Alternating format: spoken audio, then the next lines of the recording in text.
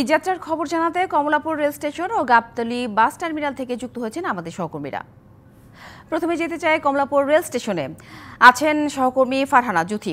জুথি, সকাল থেকে ভোগান্তি ছাড়া রেলপথে যাত্রার খবর জানাচ্ছিলেন, যদিও যাত্রী চাপ অনেক বেশি ছিল। এরপরে ট্রেনগুলো কি সঠিক সময়ে প্ল্যাটফর্ম ছেড়ে গিয়েছে কিনা, কোনো অনিয়ম বা ভোগান্তির কোনো তথ্য আপনার কাছে আছে কিনা? সাথী, যেটা আপনি বলছিলেন সকাল থেকে এখানকার যে চিত্র আমি জানাছিলাম আপনাদের মাধ্যমে, সেই চিত্র এখন একটু বদলে গেছে। সকাল থেকে যে চাপটা ছিল সেই চাপটা একেবারেই এখন আর দেখা যাচ্ছে না। আমরা কর্তৃপক্ষের সাথে কথা বলে জানতে পেরেছি যে আজকে যেহেতু ঈদের আগের দিন এবং সবাই চায় যেন চাঁদ রাতে যেয়ে পৌঁছাবে, তাই ইতিমধ্যে যারা যাওয়ার তারা চলে গেছেন এবং এই মুহূর্তে যেই ট্রেনটি ছাড়বে সেটি হচ্ছে সিলেটগামী একটি ট্রেন এবং এখানে আমরা দেখতে পাচ্ছি যে প্ল্যাটফর্মটি প্রায় ফাঁকা এবং যেই ট্রেনটি ছাড়বে সেখানে যারা সিটের জন্য টিকিট কেটেছেন সেই বিপরীতে টিকিট পেয়েছেন যারা সিটের বিপরীতে তারাই উঠেছেন এবং স্ট্যান্ডিং টিকিটে বেশ কয়েকজন যাত্রী আমরা দেখলাম। তবে ছাদে কোনো যাত্রী এখন আর নেই। এর আগে যে ট্রেনগুলো ছিল এখন পর্যন্ত প্রায় 20টি ট্রেন ছেড়ে গেছে এবং ছাদে আমরা যাত্রী দেখতে পেয়েছিলাম। এই মুহূর্তে ট্রেনের ভিতরে যারা আছেন তাদের কয়েকজনের সাথে একটু কথা বলি। আপনারা কোথায় যাচ্ছেন? আমরা যা বলে হবিগঞ্জ মনতলা। এই যে ঈদের ঠিক আগ মুহূর্তে বাড়ি যাচ্ছেন, ট্রেনে ভোগান্তি কেমন? ট্রেনে কেন যাচ্ছেন? ট্রেনে নিরাপদ এবং জ্যামজট কম, এই জন্য ট্রেনে ইন্টারেস্টেড। আমরা আগে থেকে ট্রেনে যাওয়া আসা করি, অলওয়েজ ট্রেনে যাওয়া আসা করি। ঈদের আগে টিকিট পেতে কোনো রকমের সমস্যা হয়েছে কিনা? অনলাইনে কেটেছি তো টিকিট, দেখা যাচ্ছে যে 1 মিনিটের মধ্যে টিকিট সব শেষ হয়ে গেছে, তারপরও কাটতে পারছি আলহামদুলিল্লাহ। শুভকামনা আপনার জন্য। তো আমরা যেটা শুনছিলাম যে এই মুহূর্তে প্ল্যাটফর্মে দেখছি যে কিছুক্ষণের মধ্যে এই ট্রেনটি 11টার দিকে ছেড়ে যাওয়ার কথা। তো আমরা রেলওয়ে কর্তৃপক্ষের সাথে কথা বলে জেনেছি যে এখন পর্যন্ত যতগুলো আজকের সকাল থেকে ছেড়ে গেছে সেগুলো 10 থেকে 20 মিনিট দেরি হয়েছে, এদিক সেদিক হয়েছে, কিন্তু কোনো রকমের বড় রকমের কোনো গ্যাপে এখানে এই ট্রেনগুলো ছেড়ে যায়নি এবং ভোগান্তির চিত্র আমরা তেমন একটা দেখিনি।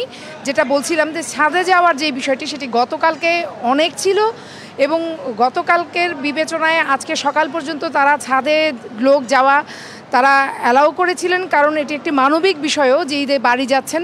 তবে এই মুহূর্তে আর ছাদে যাওয়ার মতো কেউ নেই এবং তারা জানিয়েছেন যে এই যে এখন যে ট্রেন ছেড়ে যাবে এবং বাকি ধন্যবাদ ফারহানা জুথি জানাচ্ছিলেন ট্রেনের খবরাখবর। এবার সড়ক পথের খবর জানবো সহকর্মী জুয়েল থিওটেনেসের কাছ থেকে। জুয়েল, আপনি এর আগে মহাখালীর খবর জানাচ্ছিলেন, যাত্রীর চাপ ছিল। আপনি তো এখন গাবতলী বাস টার্মিনালে আছেন, সেখানে কি চিত্র দেখতে পাচ্ছেন? ঘরমুখো মানুষের ভিড় কেমন? কোনো অভিযোগ বা ভোগান্তি আছে কিনা? আপনার সবশেষ প্রশ্নের উত্তর দিয়ে যদি শুরু করি, তাহলে অভিযোগ আসলে বিষয়টা খুব আপেক্ষিক কেন? নিয়মিত বা প্রচলিত যে সুপরিচিত পরিবহন কোম্পানিগুলো আছে তারা যেভাবে পরিবহন করে, অনেকখানি তারা অনলাইনে টিকিট বিক্রি করে দেয়, কাউন্টারে টিকিট বিক্রি করে, তাদের ভাড়া নিয়ে আসলে যাত্রীদের অভিযোগ নাই এবং তাদের একটা সুপরিচিতি আছে যাত্রীদের কাছে তারা বেশ জনপ্রিয়। কিন্তু এছাড়া অন্যান্য যারা যাত্রী আছেন তারা সাধারণভাবে চলাচল করেন, অন্যান্য পরিবহনগুলো রাস্তা থেকে লোকাল পদ্ধতিতে কিন্তু যাত্রীদেরকে তুলে নেয়, যার ফলে দর কষাকষির একটা ব্যাপার থাকে ভাড়া নিয়ে। হ্যাঁ, এখন ভাড়া নিয়ে যখন দর কষাকষি হয় তখন উভয় পক্ষ জিতবে বা মাঝামাঝি পর্যায়ে আসবে এরকম একটা সমঝোতায় পৌঁছে তারপর তারা কিন্তু যাত্রাপথে রওনা দেন। যাত্রীরা রাজি হয়ে যান নিরুপায় হয়ে, কারণ যেতে হবে বাড়িতে শেষ মুহূর্তে। এবং পরিবহন সংশ্লিষ্টরাও সেই যে পুরনো ব্যাখ্যা বা যুক্তি যে ঢাকায় গন্তব্যে পৌঁছে দিয়ে ঢাকায় আসতে হয় ফাঁকা অবস্থায়, সেটি পুষিয়ে দিতে। তো এইসব যখন অবস্থা বা বাস্তব, আমরা একটু কথা বলি সংশ্লিষ্টদের সাথে। আজকে তো শেষ দিন, আগামীকাল ঈদ। তো ঈদ ঠিক একদিন আগে আপনারা যাত্রীদেরই কেমন? আপনারা যাত্রী টার্মিনাল তো সরজমিন দেখতেছেন, যাত্রী টার্মিনাল নাই এবং যা ছিল সকালবেলা 10টার ভিতরে কম বেশি যা ছিল সবই গেছে, এর উপরে আর যাত্রী নাই। কথা কিন্তু সত্যি সাথী, আমি এখানে মোটামুটি 1 ঘন্টা ধরে আছি। এখানে গাবতলী যে চিত্র সেটি কিন্তু অন্যান্য স্বাভাবিক দিনে যে বৃহস্পতিবার তার চাইতেও কিন্তু যাত্রী কম। তো গাবতলী থেকে আপাতত এটাই চিত্র বা বাস্তবতা। আপনাকে এবং দিবসের দর্শকদেরকে ঈদের আগাম শুভেচ্ছা। আপনাকেও ধন্যবাদ।